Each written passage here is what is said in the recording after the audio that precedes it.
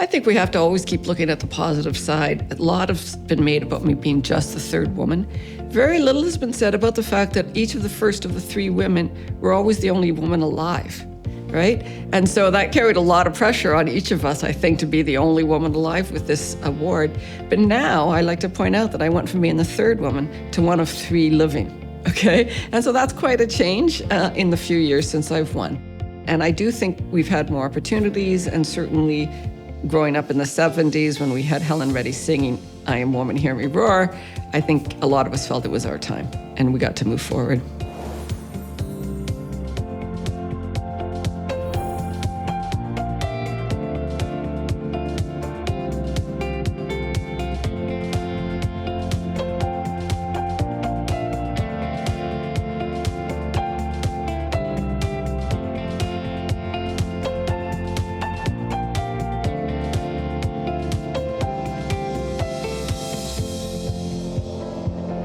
It's my great honor to welcome 2018 Nobel Prize in Peace winner, Professor Donna Strickland from University of Waterloo, who delivered the Raymond Song Chair Professorship of this English lecture today. And this is also one of the lecture series in the Taiwan Bridge program. And her expertise from her PhD studies on the amplification of laser pulse, and in particular in the sharp pulse amplifications.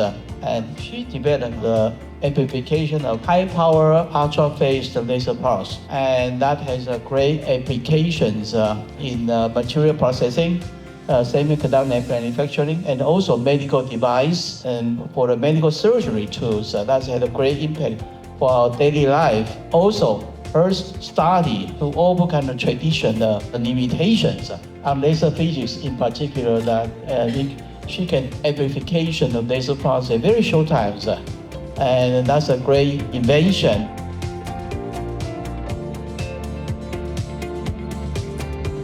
I think education was discussed a lot in my household. I mean, it's not just that my dad was an electrical engineer. My uncle, who was 2 years older than my dad, was in high school.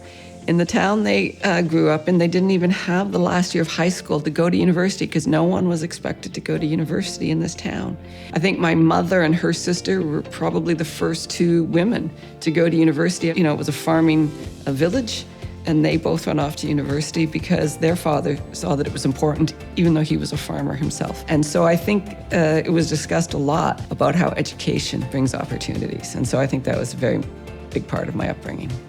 So if you'd asked me probably in the midway through high school, what I would do, I probably would have said I want to study math at Waterloo. And my sister had gone into engineering the year before me to Waterloo. My best friend was going to go and take engineering at Waterloo. And I thought, I can't go to Waterloo because I'll just remain Anne's sister or Susan's friend. And this was, I thought, my one chance to sort of break out of my own skin and force myself to go somewhere I didn't know anybody. So then I started to look where else I would go, and I decided that I wouldn't study math because that would be silly to study it somewhere other than Waterloo. So that's why I didn't study math. And so I was only good at math and physics. So I thought the next choice would be physics. And when I was looking through all the catalogs, and this was back when we had to get paper catalogs out of our high school's guidance counseling, one of them was a nearby university, McMaster, and they had an engineering physics program. And I thought, how perfect for me. I don't have to decide between engineering and physics. I can walk the line. And one of the 4 areas was lasers and electro-optics. And I read that, and it just sounded so cool, right? And I got to work with one of the laser professors after my second year for the summer, and it convinced me that I was right. Lasers were cool.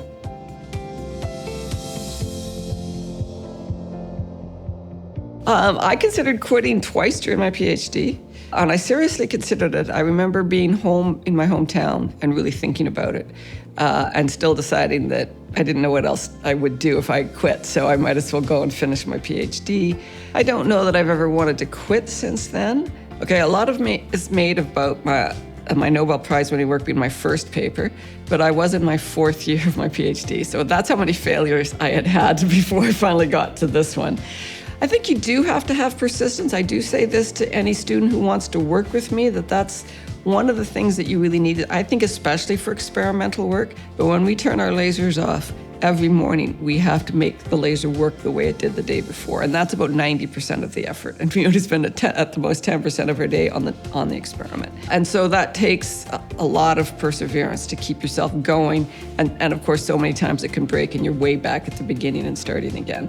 And so there's a lot of this going backwards and forwards. And so you need perseverance. And I also think that curiosity-driven research can be also applied. It doesn't have to just be fundamental, but I don't think that you can really say, I want this, figure out how to do it. You can only say it if you're almost ready to get there. If everything is already in place and you can see the last building block and you're just really telling the person to do the last building block. That should be left for the industries and to build their next thing. Everything before that is curiosity-driven. You could still be working in a very applied field and it could be curiosity-driven to the most fundamental where you're just trying to get to the next particle or understanding what dark matter is or how, the different forces interact with each other. So you have to be able to do everything from the most fundamental to the most applied in order to finally keep making new products that help society all the time. But there can be 100 years. People have to understand that a lot goes into making something big. It's not just the one person doing the one thing. I thought probably it would be big and done at the big laser labs where they would have these very large lasers. But while I was doing my work, Peter Moulton was at MIT Lincoln Labs developing a new type of laser gain medium, titanium doped sapphire. It allowed much broader spectrum and therefore much shorter pulses. And if you have shorter pulses, you can get to the same peak power with less energy, and the money is in the energy. And so this is when it blew wide open. When we switched CPA from what I had been doing with glass lasers to the new Ti sapphire, everybody could afford these lasers, and that's when it went into all the university labs and became a really big thing.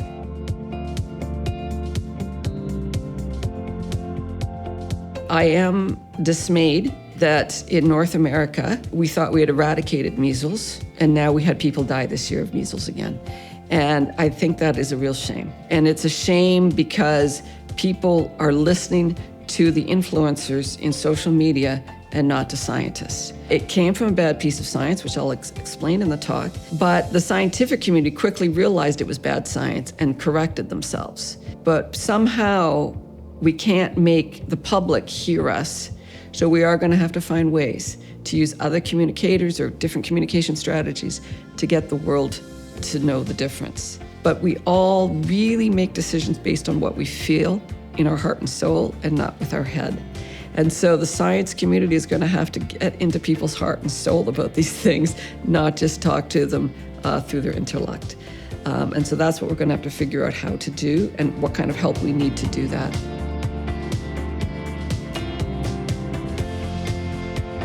Everything can be used for good and bad, whether it's AI or anything else, right? Now, you might think military research is only about destroying people, but we've had an awful lot of good things come out of it, like the internet, okay? Like computers themselves.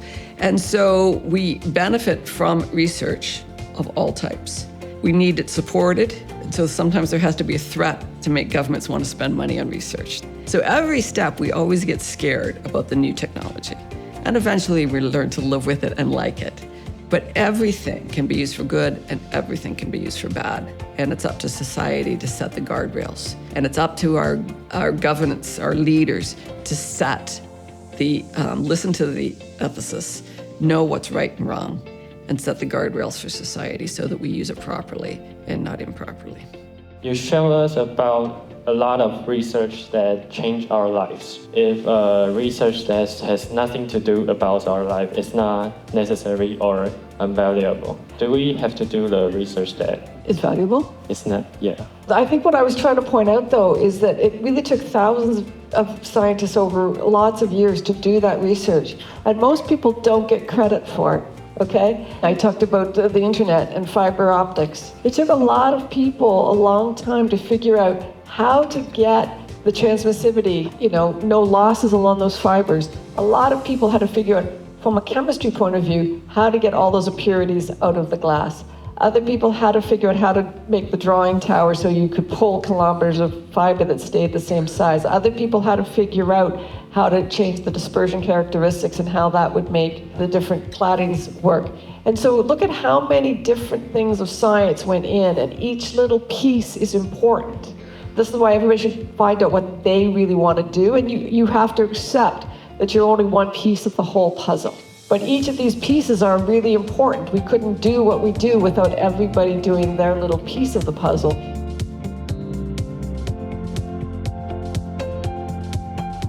I think my advice to young women is the same for young men. I think that science is not something that's necessarily valued by society. I think you only go into science because you really want to go into science. And so it has to be something inside you that says, this is what I want to do. And so you'll do your best job if you're doing what you really want to do. I don't think young people should chase what is hot right now, because what is hot right now won't be hot in 10 years, and our career spans decades. I've just been born with that contented spirit, and I'm always thankful that I have a contented spirit. So I'm not one of the scientists that is driven to do big, beautiful things, to enjoy watching the sunset, because across one of the Great Lakes, the sun sets directly across from us. And I just find it beautiful and peaceful and wonderful, and send out my thanks to God or the universe for giving me each sunset.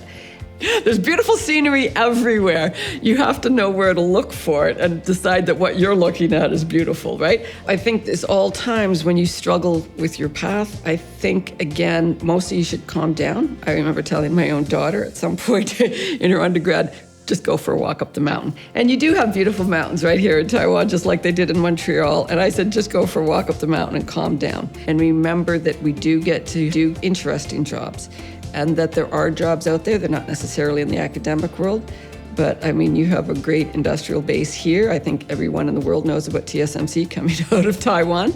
And it's probably not the only industry here. And so there are so many jobs out there that can use your mind and use your skills. And so I think, again, happiness and contentment has to come from inside, and you have to just make sure that you're doing it for the right reasons, and it's because you love to do science.